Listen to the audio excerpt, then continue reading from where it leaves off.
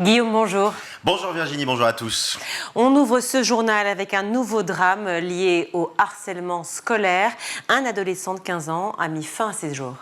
Oui, les faits se sont déroulés hier soir aux alentours de 19h dans la ville de Poissy. Un adolescent s'est pendu au barreau de son lit. Il a été retrouvé par sa mère qui a été hospitalisée en état de choc dans la foulée. Derrière ce fait divers terrible, une nouvelle fois du harcèlement scolaire puisque l'élève venait de changer de lycée. L'an dernier, les parents avaient porté plainte pour des faits de harcèlement. Donc, une nouvelle fois, lui et sa famille se disaient victimes de harcèlement scolaire. Sandrine Bernot dos Santos, la maire de Poissy, a réagi sur le réseau social X. Elle dénonce un drame dont les circonstances restent à éclairer et elle lance un message aux harceleurs. Votre inconscience face à vos actions peut détruire des familles entières, marquer des personnes à vie, parfois même jusqu'à l'irréparable. On rappelle évidemment les numéros verts que vous pouvez noter pour le harcèlement, le 3018 et le 3020.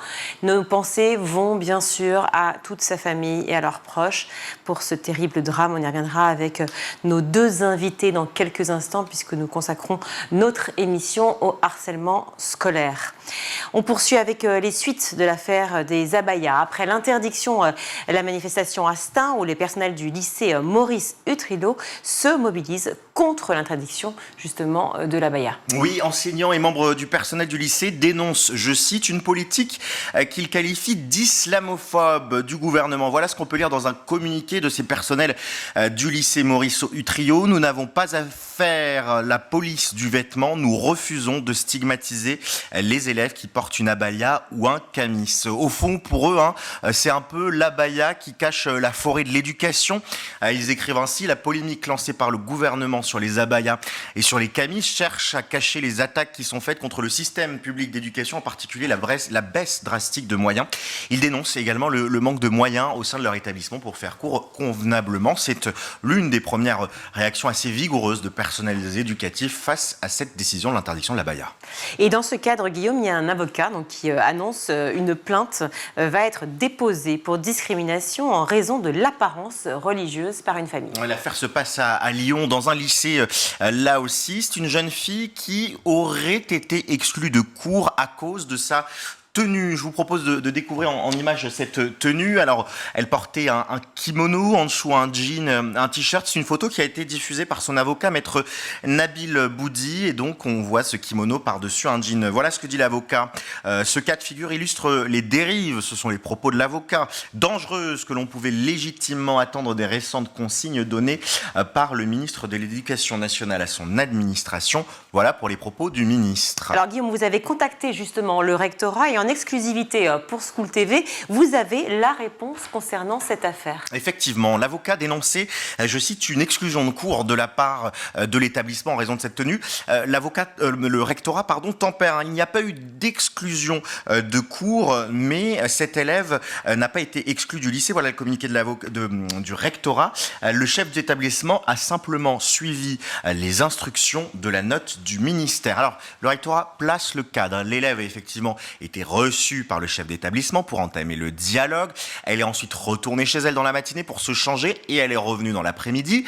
Elle était, nous dit le rectorat, en cours ce matin. Et il y a une phase de dialogue avec les parents qui ont été reçus par le chef de l'établissement. Le rectorat de Lyon, en tout cas, prend acte de la volonté de la famille de déposer plainte. On passe à un tout autre sujet avec cette annonce d'Emmanuel Macron qui souhaite rénover plus de 40 000 établissements d'ici 10 ans. Oui, le président de la République était hier en visite dans un collège d'Orthez dans les Pyrénées-Atlantiques. Alors il a d'abord eu un comité d'accueil un peu à distance de syndicats qui avaient tenu à manifester leur mécontentement face à cette rentrée scolaire. Il ne les a pas rencontrés directement, mais ils ont fait du bruit. Puis, durant cette visite de ce collège, il a expliqué vouloir accompagner les communes, les départements et les régions dans le projet de rénovation. Ce projet, en fait, s'inscrit dans le cadre d'un fonds vert pour la rénovation énergétique avec, en toile de fond, évidemment, le réchauffement climatique. C'est plus de 500 millions d'euros qui vont être déployés pour cet objectif dans les 10 prochaines années.